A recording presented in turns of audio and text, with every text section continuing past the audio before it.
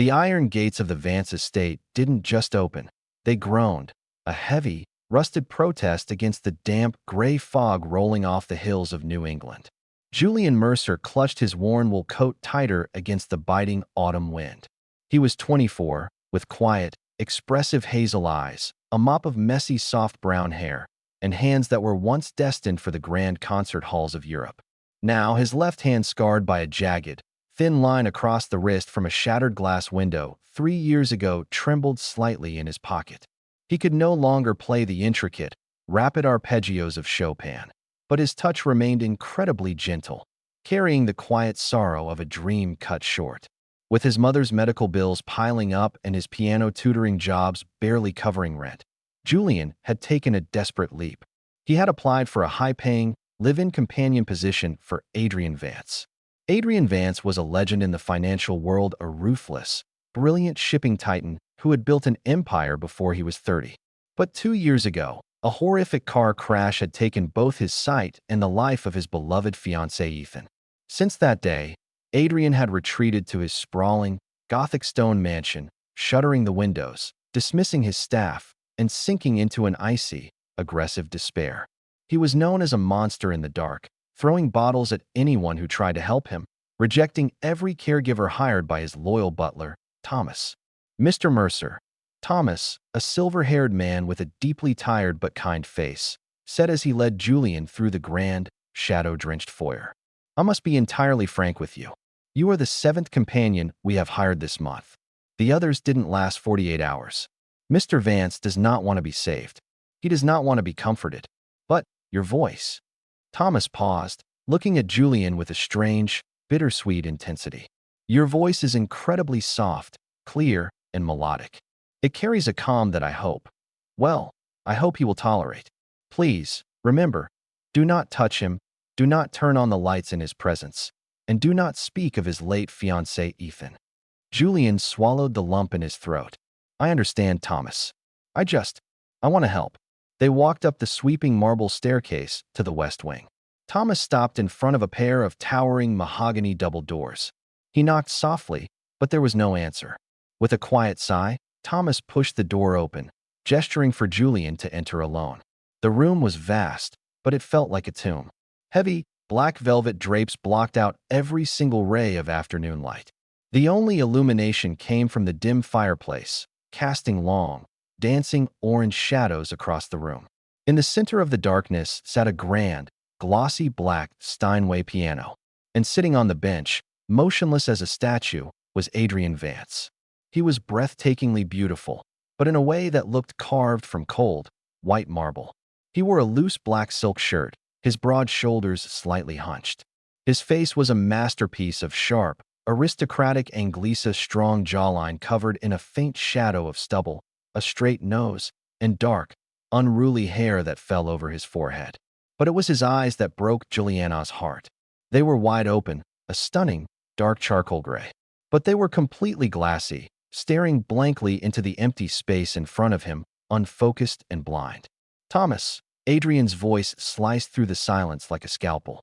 It was low, raspy, and dripping with an icy, dangerous authority. I told you, if you bring another sniveling therapist into this room, I will throw them off the balcony. Julian took a slow, quiet breath. He didn't sound scared. He stepped forward, his boots clicking softly on the hardwood floor. I'm not a therapist, Mr. Vance, Julian said, his voice dropping into that soft, rich baritone that had always made his piano students calm down instantly. My name is Julian. I'm just here to read to you. At the sound of Juliana's voice, Adrian stiffened violently. His head snapped in Julian's direction, his blind, charcoal eyes widening. A visible tremor ran through his broad frame. Who are you? Adrian whispered, his voice suddenly losing its harsh edge, replaced by a raw, breathless shock. He reached his hand out blindly, his fingers clawing at the empty air. Ethan? No, it can't be. Julian froze, his heart seizing. Ethan, the name of the dead fiancé. I am Julian, Mr. Vance, Julian repeated gently, stepping closer but keeping his distance. I am your new companion. Adrian's hand dropped back to his lap, his jaw clenching as his cold, icy mask slammed back into place. Get out, he hissed, his voice trembling with a mix of rage and deep, buried agony. "Get out before I make you." "The rain is starting outside, Mr. Vance," Julian said quietly, walking over to a leather armchair near the fireplace. He sat down, opening a leather-bound copy. For the first week, Adrian did not speak to him. He simply sat on his piano bench, staring into the dark, while Julian sat in the leather chair, reading for 3 hours a day.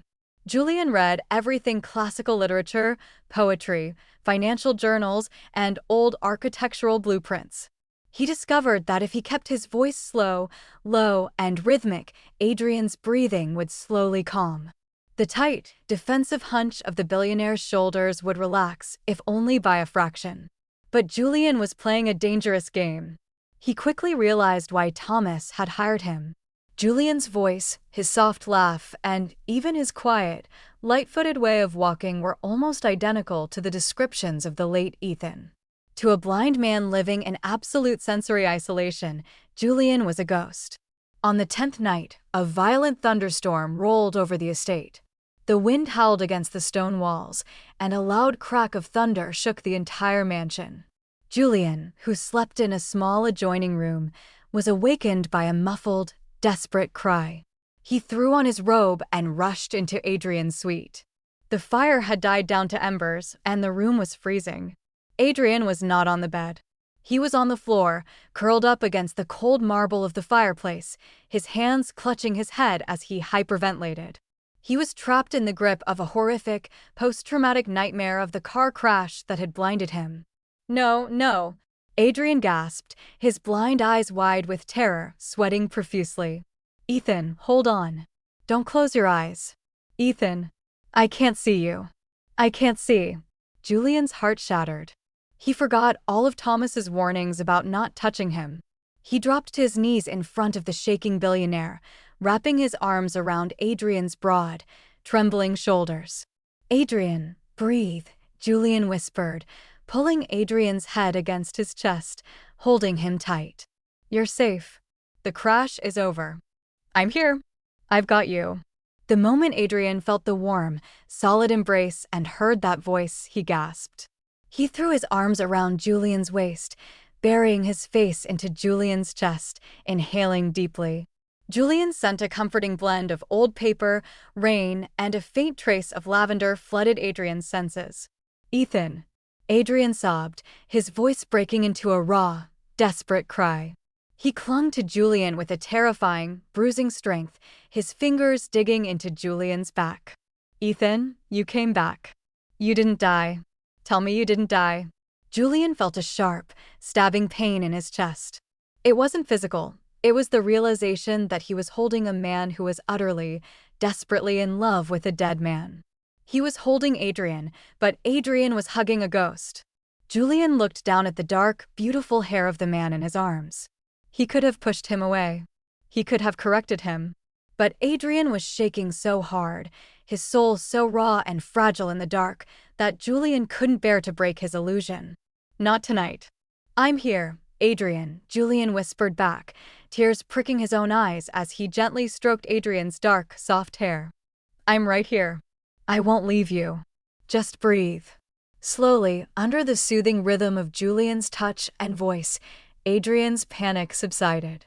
He fell into a deep, exhausted sleep, his head resting heavily on Julian's lap, his hand still clutching Julian's wrist right over the scar.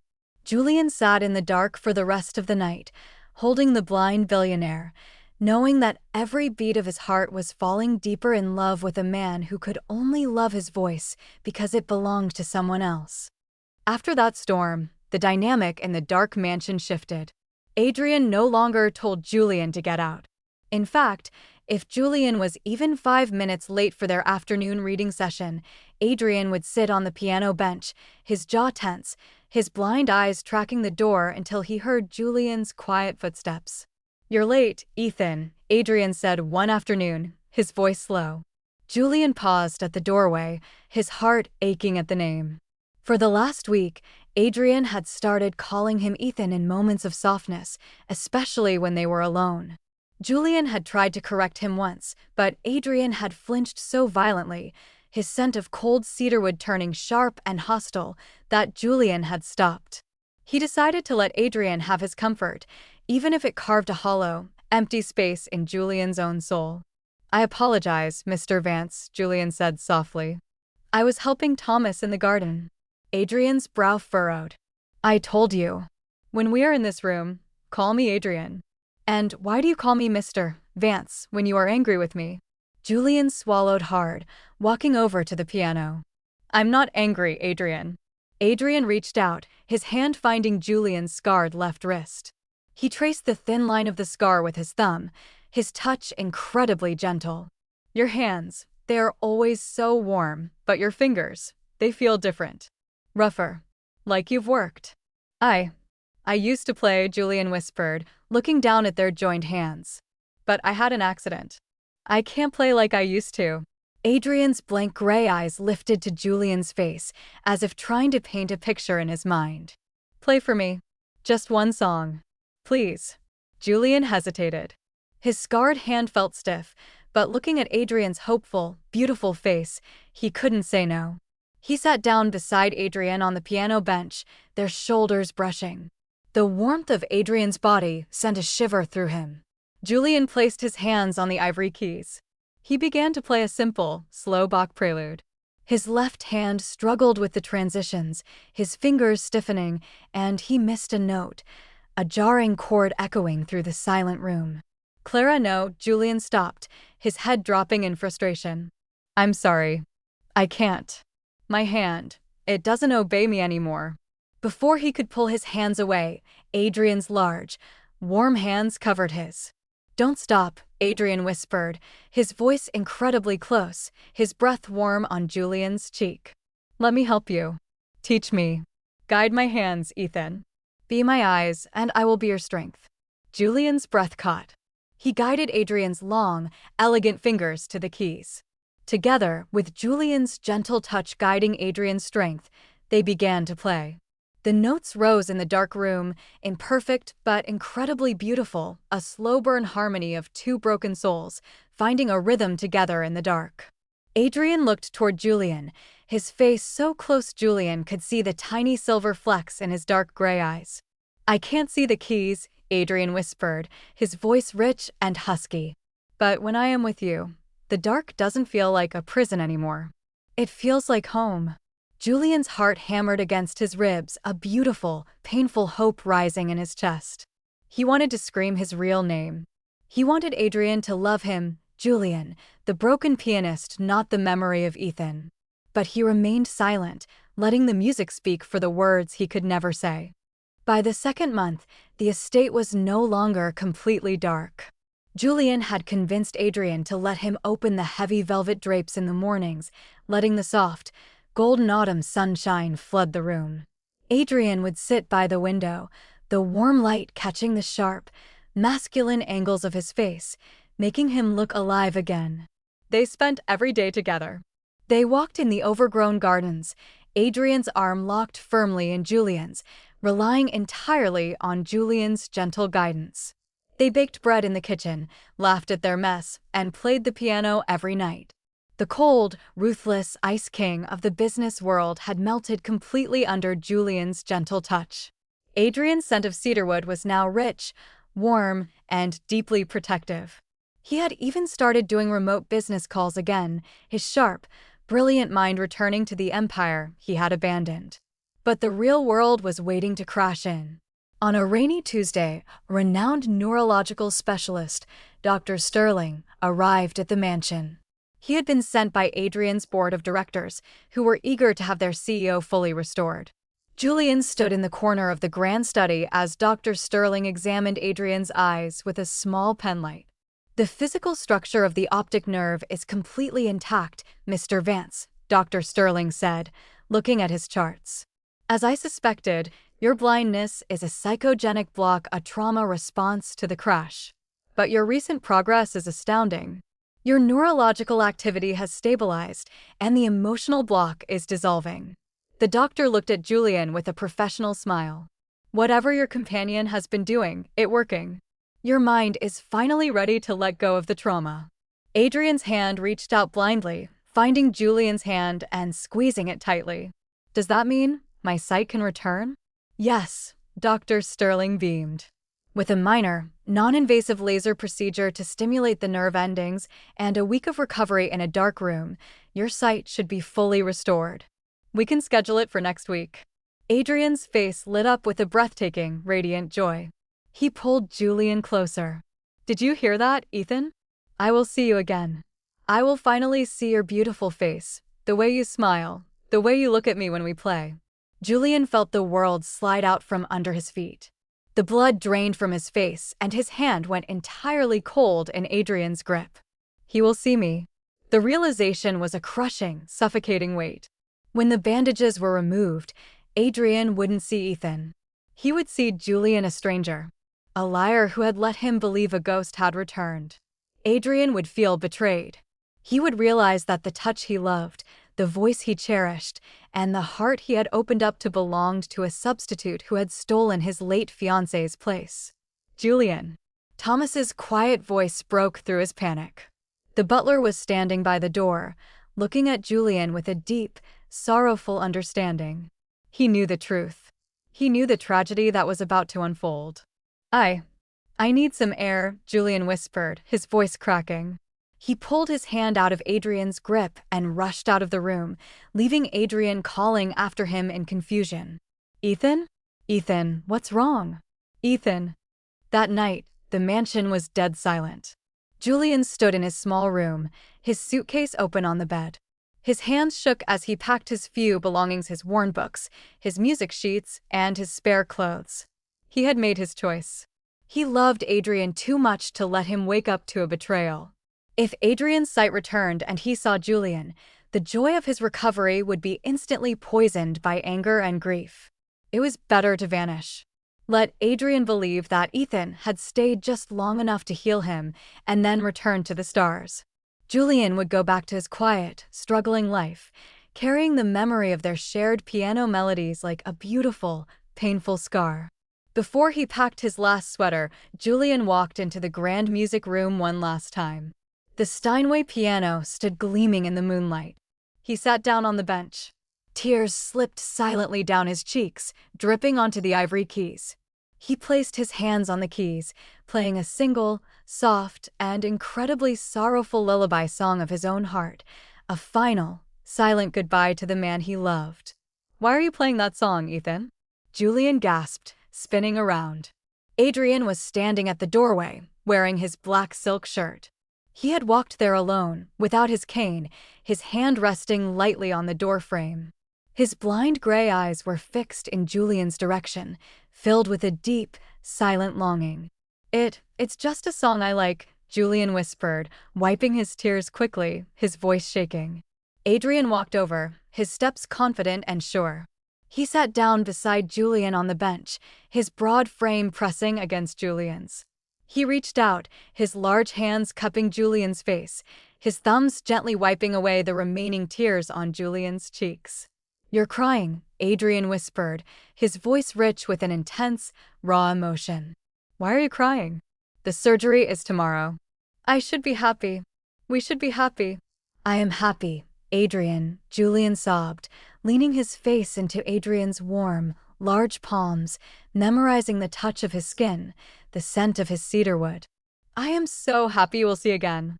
Then promise me, Adrian murmured, his forehead leaning against Julian's, their breaths mingling in the quiet moonlight. Promise me that when the bandages come off, you will be the first thing I see. I want your face to be the light that ends my darkness. Julian's heart shattered into a million tiny, glass pieces. He closed his eyes, his lips brushing against Adrian's in a soft, devastatingly sweet, and lingering kiss of absolute love and absolute farewell.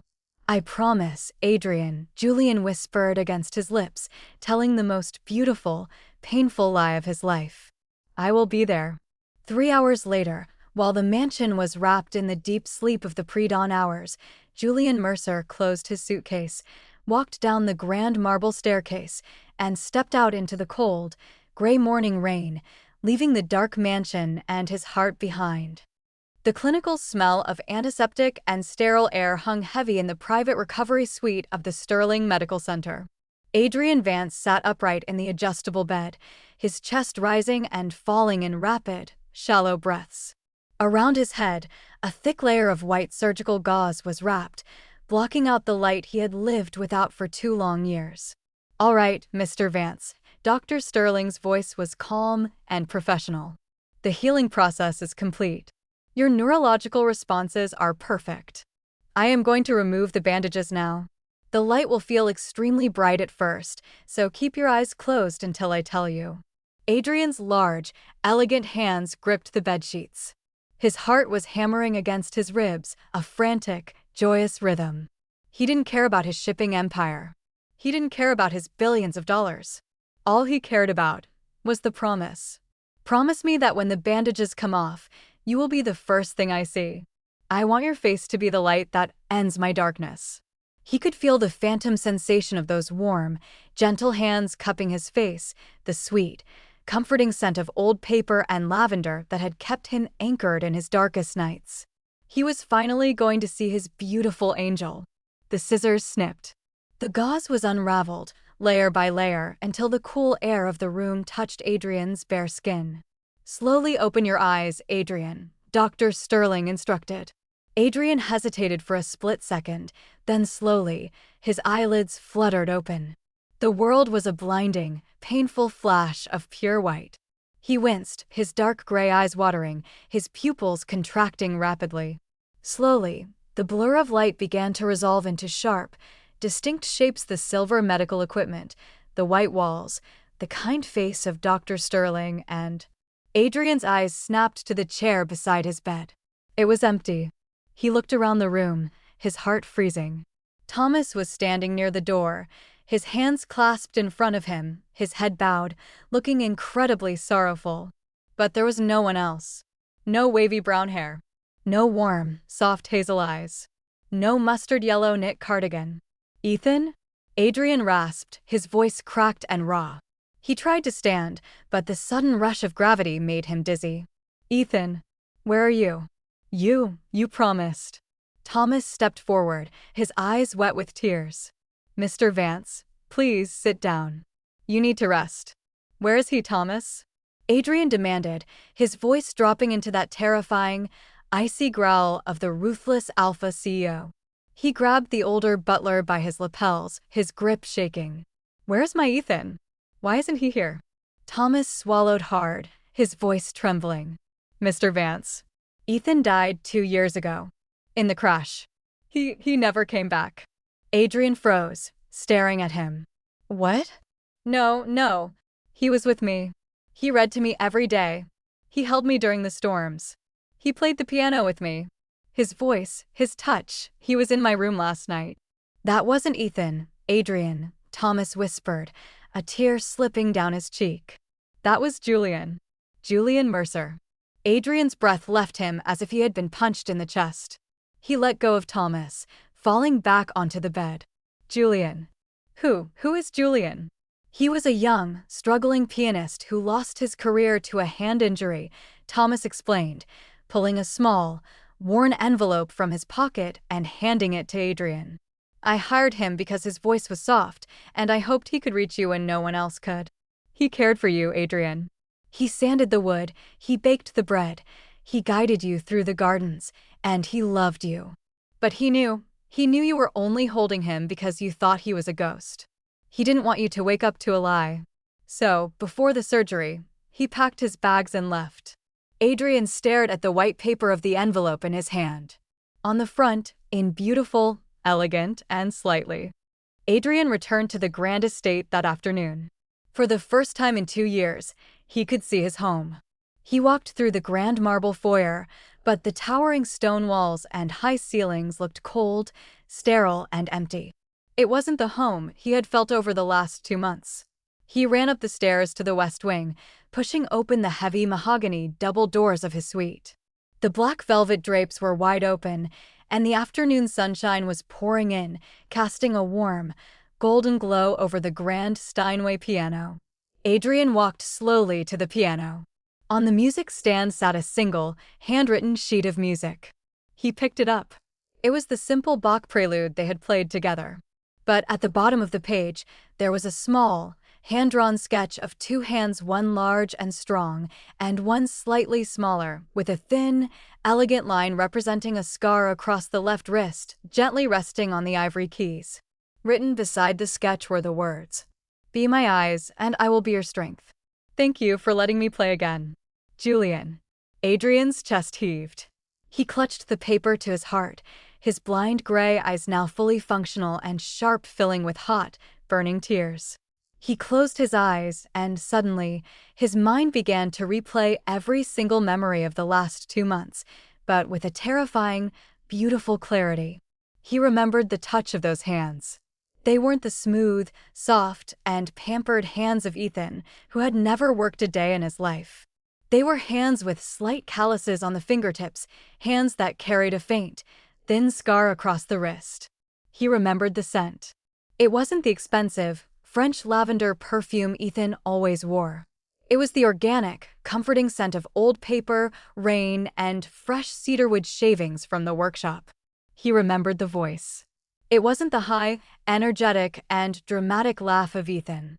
It was a low, soothing, and incredibly melodic baritone that wrapped around his soul like a warm blanket, a voice that carried the quiet, shared pain of a broken dream. Adrian opened his eyes, staring at the empty piano bench. "I didn't love a ghost," Adrian whispered, his voice cracking with a sudden, devastating realization. "I loved you. It was always you."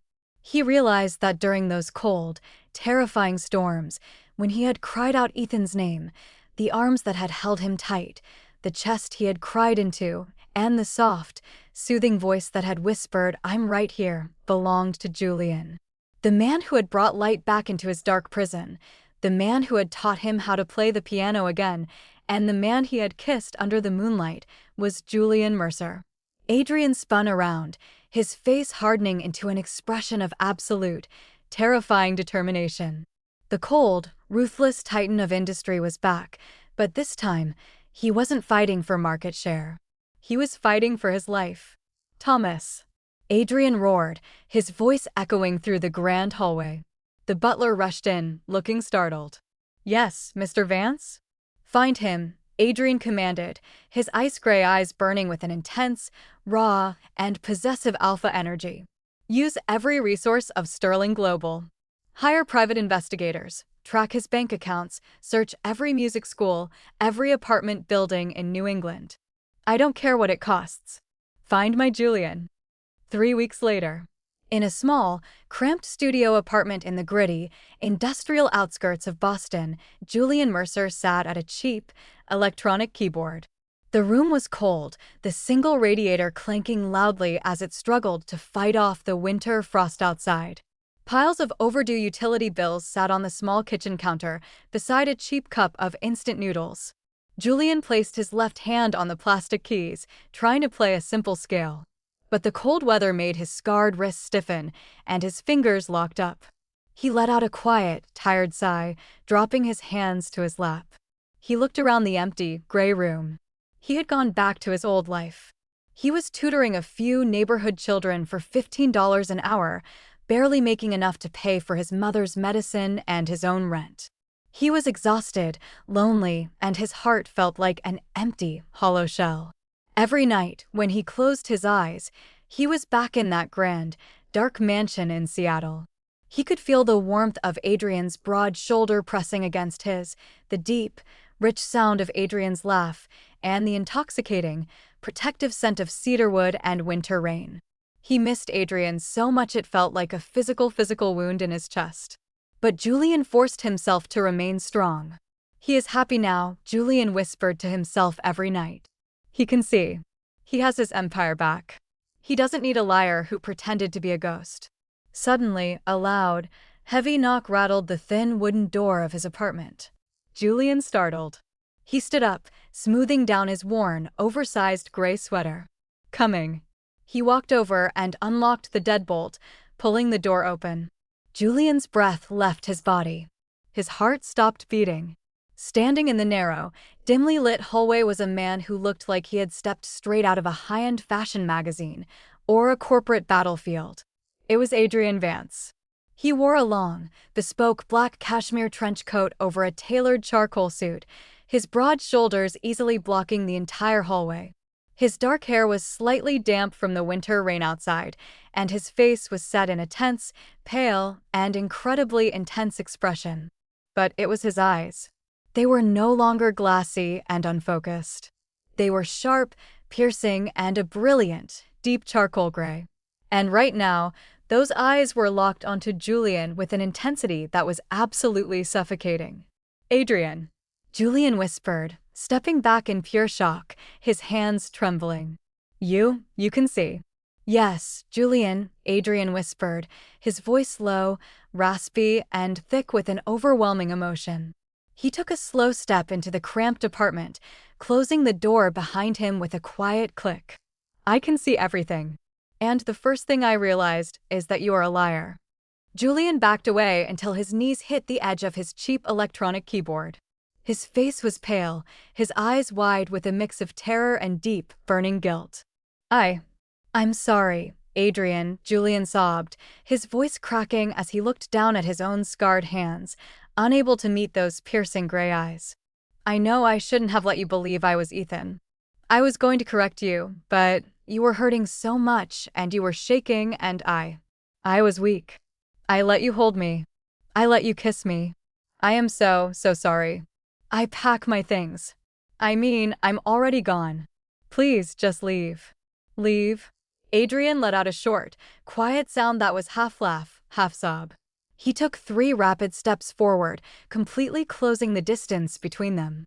Before Julian could protest, Adrian's large, warm hands came up, cupping Julian's face with a fierce, possessive strength. "You think I am here because I'm angry about Ethan?" Adrian whispered, his voice shaking with a raw, primal fury. "You idiot. You beautiful, selfless idiot."